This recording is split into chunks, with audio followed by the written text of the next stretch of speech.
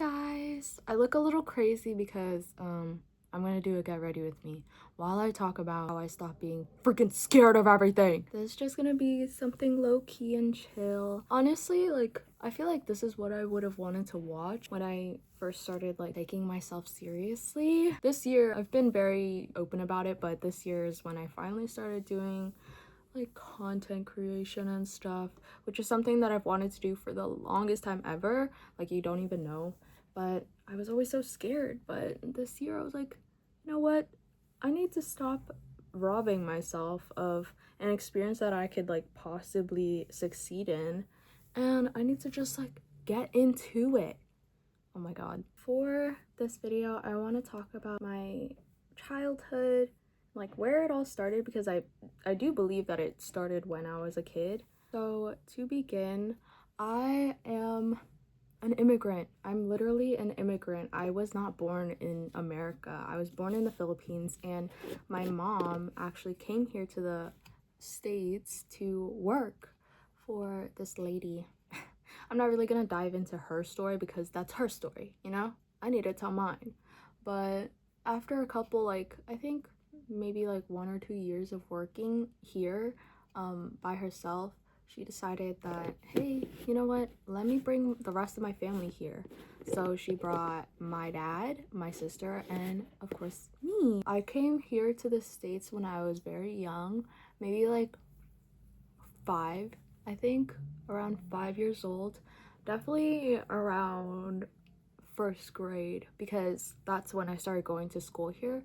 So I've been here for like the longest time ever. I've literally been here for forever, and I'm basically a freaking American. I started going to school here again first grade, and I, as a kid, was enjoying my time socializing here.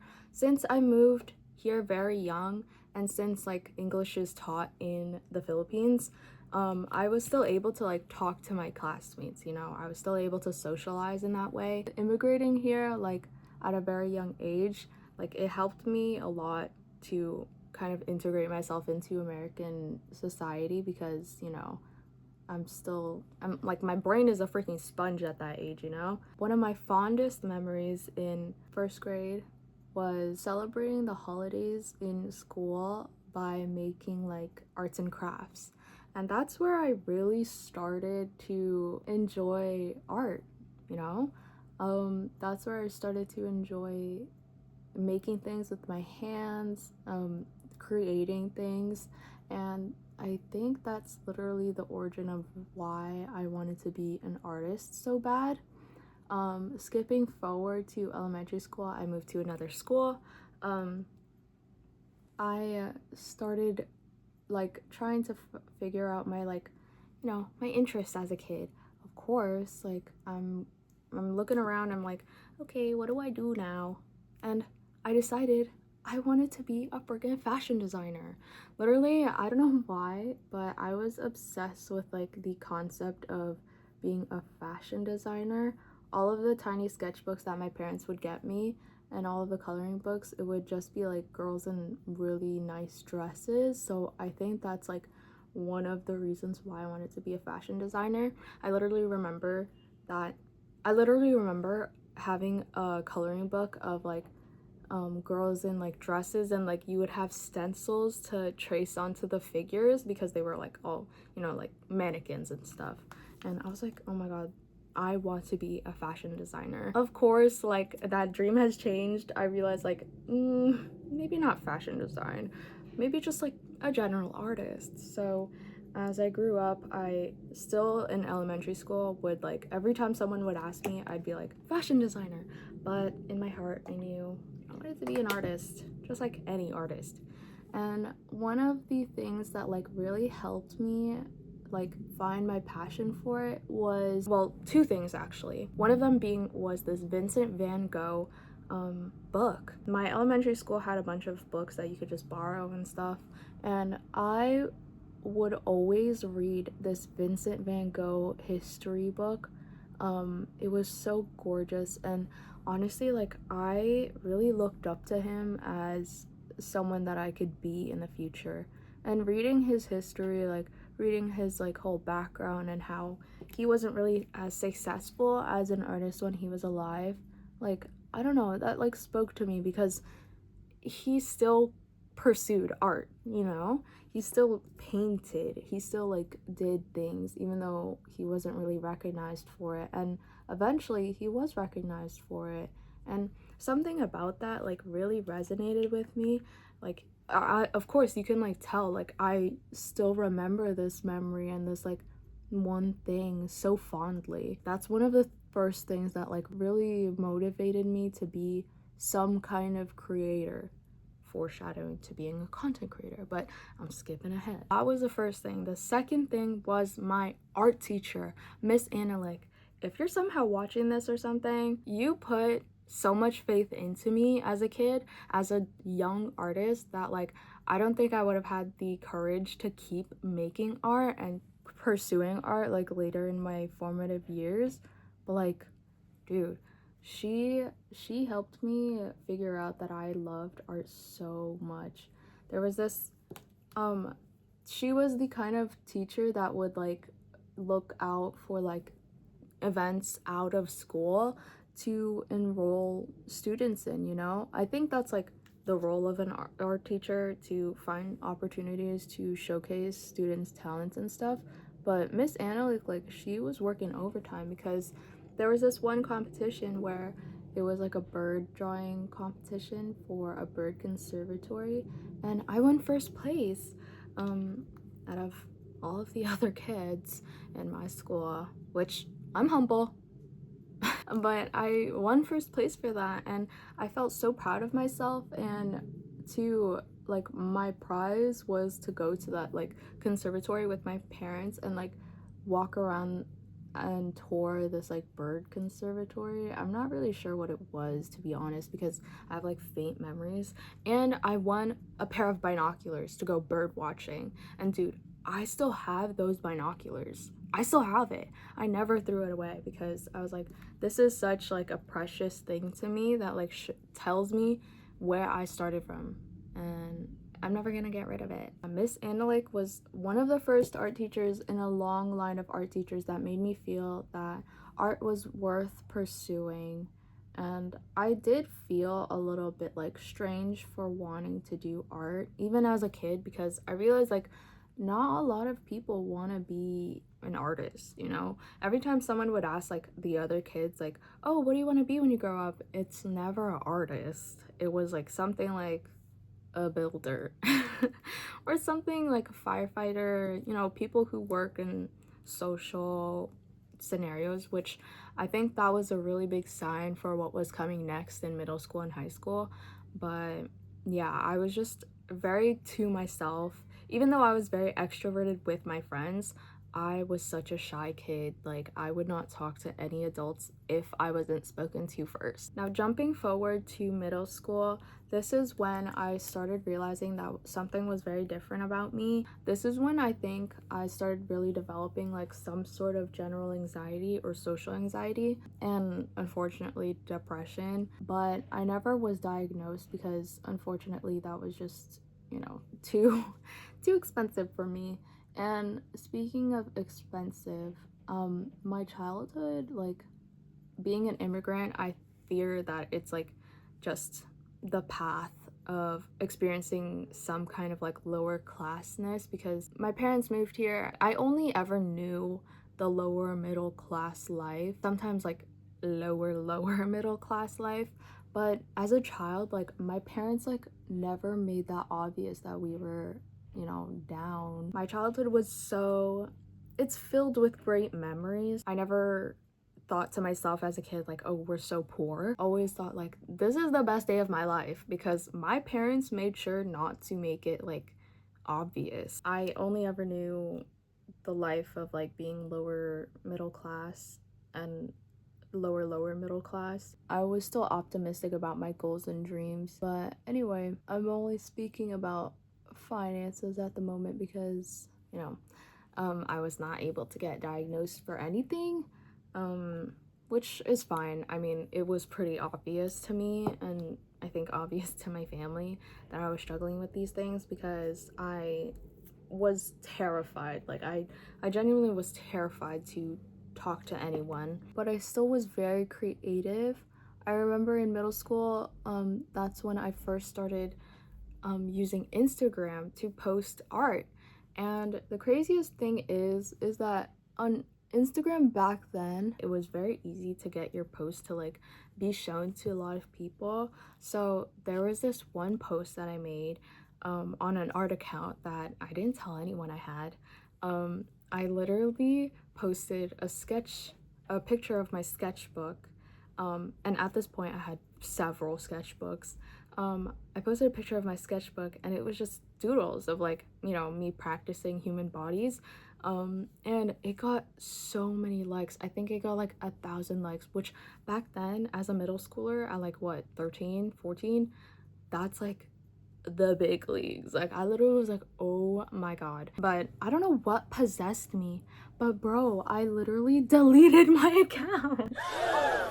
I deleted my account. I was so scared. I don't know why. I think this is like one of the first like signs of me being afraid of success. Like I don't know what, like I really can't get into the mind of previous me, because if that happened to me now, I'd be like, oh my god, I'm so proud of myself, but I deleted my whole account. Like, oh my god, girl, what are you doing? That was like one of the first signs of me being afraid of success and like self-sabotage. It truly was just self-sabotage, because there was no one like telling me that my art was bad or anything, because no one knew I had an art account. I just ran it because I wanted to, and then I deleted it because I felt, I don't know, maybe like maybe a little intimidated. But I think it really was just like insecurity and being telling myself that like I wasn't worthy of that kind of attention, which was really sad, because you know, if I kept that account and if I kept posting on that account, then I think it would be somewhere, you know. After that, I still made multiple art accounts. Like I have like 8 art accounts over the years of just like posting and wanting to restart, which is like one of the things about artists online. They love a good restart, bro. And sometimes it's just like, dude, just like post a bunch of white squares and then say, hey, I'm restarting my account. Don't delete your account and then make another one. But I understand, because posting on social media these days, like, you have a lot of like ghost followers, which are people who follow you but don't like your content. And I can't blame them, because most of the time in like social media does not show your content to your followers. They show the things that they show your followers are new content from different places. Like literally they don't show who you're following anymore. I guess like, yeah, show them new content, but hey, maybe show them mine too. But yeah, that was one of my first experiences with an art account that I self-sabotaged with. And it's really sad, because why did I let my insecurity and fear of not being worthy to dictate that about myself and like delete a whole art account, one that I've been working on? It's crazy. As middle school went on, I still kept posting art. I still wanted to keep that like creative side to myself alive. This is when I started like really thinking about my career, because I realized that like I was never good at anything like educational, you know what I mean? Art is very educational, but everyone else around me, they were getting into honor classes, they were getting into AP classes, they were getting into like advanced courses that I just like could not get myself to dedicate my time to do that. I never joined any clubs. I was very socially anxious. I wouldn't talk to my peers about school. I would always talk about something else. I spent most of my childhood like really just watching TV, cartoon shows, and like I thought that was like my holy grail. And at some point in middle school, I was like, I want to pursue animation. I wanted to pursue animation because that's what I fully consumed as a kid. Like this was when Steven Universe was blowing up. You don't even know how much Rebecca Sugar was my inspiration. I just wanted to be a creator of something. Fortunately, after middle school, I started to, step out of my own bubble a little bit. I still wouldn't really socialize with like other kids that were in like higher courses or anything, but I would talk to my friends a lot. And this is when I really was like thinking about my future, how anxious I was about it, because I kept telling myself I'm not good at anything else but art. Like, what do I do? And I kept talking to myself about like fear of not being successful, because just no one told me to pursue art. Everyone would say like, hey, there's like, so many other colleges that you could go to for other things, like you could do general education. Like, no one wanted to go into art willingly. Like, that was just not it.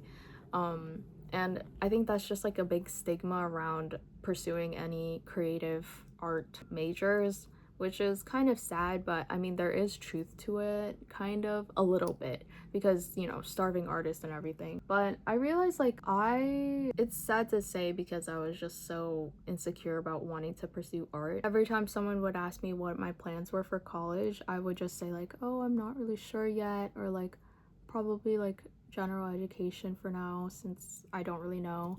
And people would still be like, oh, okay. But I never told anyone that I wanted to go to an art college. But unfortunately, I knew that wasn't going to be in the cards for me, because I did not have the finances to go to an art school. I would spend most of my time in senior year of high school doing AP art, and even though I kind of dreaded that class, I was still very fortunate to like be in a class where I can just like create art. And when it came around to like applying to colleges, I just knew that I couldn't go to an art school.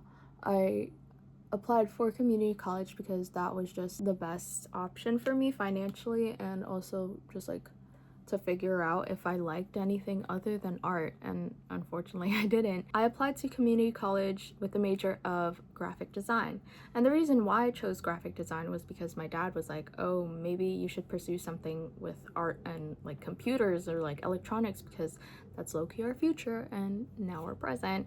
And I was like, okay, graphic design makes the most sense, because graphic design branches out into various other careers. You can go into advertising, you can go into like advertising. I'm just saying that like it can get you into a lot of other fields, because graphic design is just so various. This is when I started rediscovering YouTubers, content creators, and streamers, and that's where I really like started daydreaming about doing something like that. I went to community college in 2022, and it's 2026 now, and I'm just starting to actually pursue this dream. And it's mostly because I was terrified. I was terrified of like applying myself, doing something that I really wanted to do, and then failing. But ever since this year started, I really just like full blown just sent it. I was like, you know what? I really need to stop being scared. I really need to stop being such a freaking coward about my future, because in all honesty, like this really only just affects myself. My cowardice really affects myself. Like, I'm the one messing with my future. Why am I doing that to myself? While it sucks that like you realize that, oh, you could have been doing something so much sooner, I'm still grateful that I even tried at all, because I wouldn't be here right now. I started posting on TikTok in January, and right now I'm at 2,600 followers with 1.1 million likes. And my Instagram reached 400 the other day, which thank you guys so much. And my YouTube subscriber count went to 400. Can you believe that? Like, I haven't stopped posting. I haven't stopped posting every day. And this is where I'm at right now. In freaking April.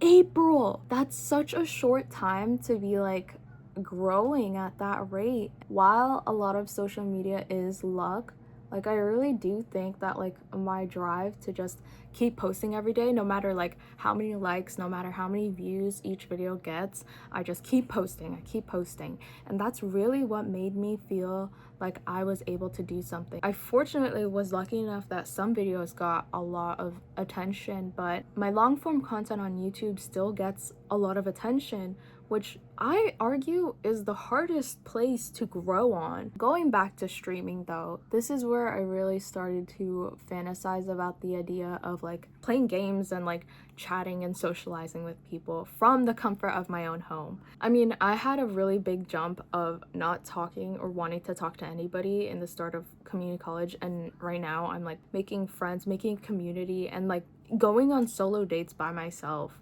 Like, I'm able to do that now. I'm really like holding hands with my social anxiety and being like, we're scared, but we're scared together, girl. I started live streaming on my phone, just doing like a little tiny like talking and stuff, chatting, and it wasn't very like successful, but of course it was my first stream on my phone, so I didn't really like have any high expectations for myself.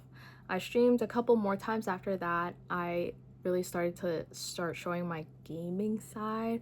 Like, there was this one stream where I played Minesweeper on my iPad with my phone like propped up, and a lot of people actually came into the stream and started talking to me, and I was like, oh my god, like, people really do like video game content. Video gaming content was the thing that got me into watching streamers. After hitting 1,000 TikTok followers, I was able to have the access to do PC streaming, and that's when I started streaming Valorant. I first started getting to live streaming, like watching live streamers play Valorant, so it just made the most sense to me that I would play Valorant as a streamer. And guys, I never solo queued before. Like, I was deathly afraid, mostly because I'm a girl in a very male-centered environment, so I was very scared of generally just like really evil people, so I never solo queued ever in my life. I started solo queuing with the goal of getting to gold while live streaming, and guess what, guys? I freaking hit gold, and guess how many days it took me? No. 20 days of live streaming. It took 20 days to hit my goal while doing something that I was deathly afraid of doing. Do you know how crazy that is? Like, do you know how crazy that is? The whole reason why I told you about the art thing in my childhood and now the streaming thing is because I genuinely believe that wanting to be an artist led me up to this point, because while I do still post art and stuff, I genuinely found like a happiness in streaming, because I found a community that like talks to me and like wants to watch me be entertaining, I guess. And I think that there's a lot of like overlap in wanting to be an artist and wanting to be a content creator, because one, both of those things are very creative. Two, you have to be very self-reliant on those things, because they are very like your self-driven, your motivation, your will. Unless you blow up and you're able to get like employees to like help you with like other things like managing posts and stuff, you still have to be your own boss, and you have to tell yourself like, you know, even if you're having a hard day, you either have to create or you have to post or you have to like, you know, do these things, you have to edit. And being my own boss, like, it really taught me a lot about my determination and my will, and how it's so much bigger than my fear, because genuinely my fear was what was taking over me. But as soon as I started being like, you know what, embarrassment is like the worst thing that can happen, and also embarrassment is a fleeting feeling. Like, it genuinely is a fleeting feeling. You feel like embarrassed for what, 2 seconds? Sometimes you replay it over in your head when it's late at night, but guess what, that moment has already passed, and no one ever thinks about those moments more than you. That's why I think that I'm able to bounce back from humiliation and embarrassment so quickly now these days, because I really realize that like no one is surveilling your stuff, what you do, as much as you do. Everyone's busy with their own thing, and honestly, like, that's for the better, like, genuinely. And once you're able to really be proud of yourself and like call yourself successful, no matter where you are in your stage of like climbing, whatever, like once you're able to tell yourself like, you know what, I'm proud of what I did today, that's when you really succeed. High numbers is one thing, but being happy with yourself and what you put out into the world, that's a whole other thing. It really is so funny to me that your own self and your own doubts are the biggest like things that can stop you. Of course, I'm very fortunate to have parents that like, you know, want to see me succeed doing the things that I want to do, even with like a little bit of fear and doubt, like, oh, like maybe you should have a backup plan. But honestly, like, while I do have like a backup plan and like I already have a degree and stuff, and keeping my options open to other careers in the creative field, I really do want to push myself to do this goal of like taking content creation seriously, because it's something that I wanted to do for the longest time, and I feel like I'm really going somewhere with this. And it's just like something that I'm proud of doing. Like all the things that I put out into the internet, I'm very proud of. Like there's not a single thing that like makes me be like, you know what, I'm just gonna post this because I need the views. There's nothing that makes me want to do that. I'm not driven in success in the way that it's like, you know what, I need to be the best, I need to be the #1 content creator on earth, because I think that's a very fast way to burn out when you start surveilling your own numbers and your milestones and how you're not reaching them on time. My mindset on succeeding is, you know what, if I post today, that's already a succeeding moment for me. Like I will celebrate that moment, and I will continue to celebrate those tiny moments that build up to big moments. If you want to pursue something and you're scared of like, it's just like something that I'm gonna fail at again, while I still think you should be a realist and recognize that there are some people that do gain success over just like luck and opportunities being more accessible to them, I still think you should have the hope and the determination to be like, as long as I apply myself, that's what's gonna get me far in life. As long as I apply myself and I have the will to apply myself. It's really funny hearing myself talk like this, because back then, if you asked me during the peak of my depression in like quarantine or middle school, I would have been like, bro, you literally sound like all those TED Talks, and like you sound like a freaking scammer or something trying to sell me a course. I was the biggest eye roller because I was such a pessimist about my future. I was like, you know what, it's just whatever happens to me happens. And that's such a bad way to go through life, bro. I don't think anyone should accept that that's the life that they were given. Like, while there are some cases where people are less fortunate than others, I still think that people should have the hope and the will, because honestly, determination and having love for yourself is what really gets you far in life and keeps you in the mentality of like, you know, I haven't lost that life. I'm still in it. I'm still in the fight. See, I literally sound like a freaking motivational speaker. And you know what? I love that for me. It takes a lot of convincing of myself to even speak like this so positively about my future when I was so down about it. But now I'm like, wow, after seeing that I can actually hit the goals that I set for myself, I suddenly feel like there's like a gust of wind beneath my feet, or like I freaking grow wings or something. Have a backup plan, but still be delusional enough to just be like, you know what, I have a backup plan, but I'm gonna go 100% into the thing that I really want to do. Guys, I finished my makeup and I think I got my point across.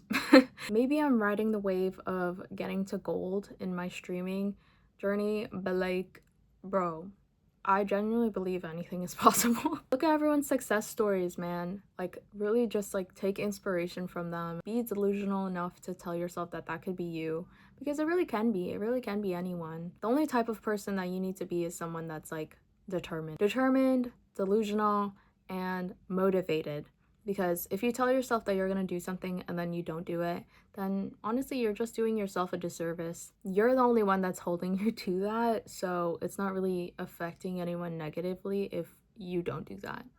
Does that make sense? That's all for me. Thank you for watching this video. If you're someone else with big dreams, if you need someone else to believe in you, I believe in you. I believe anyone can do anything. And yeah, I'm delusional enough to say that maybe by the end of this year, I'll hit 1,000 subscribers on YouTube. That's the big goal. That's the main big goal, you know? I hope that you get to stay long enough to see me really grow as a person and grow as a content creator. I always want to evolve my content into something that's really high quality and something that people can watch to feel more motivated about themselves and feel like they can be their most authentic self, because I'm not even trying to perform anything. Like, maybe if anything, I'm trying to perform that I'm a flawed person. I still have so many fears inside of myself, but look at me, I'm still going. Thank you guys so much for watching. Thank you for sticking around. Thank you again for the 400 subscribers. I appreciate it so much. You don't even know. And yeah, thanks for watching. Bye guys. Thanks for sticking around for this tiny little video. Okay, see ya. This freaking goose has been like honking outside of my window for the longest time ever. He's been honking the whole video.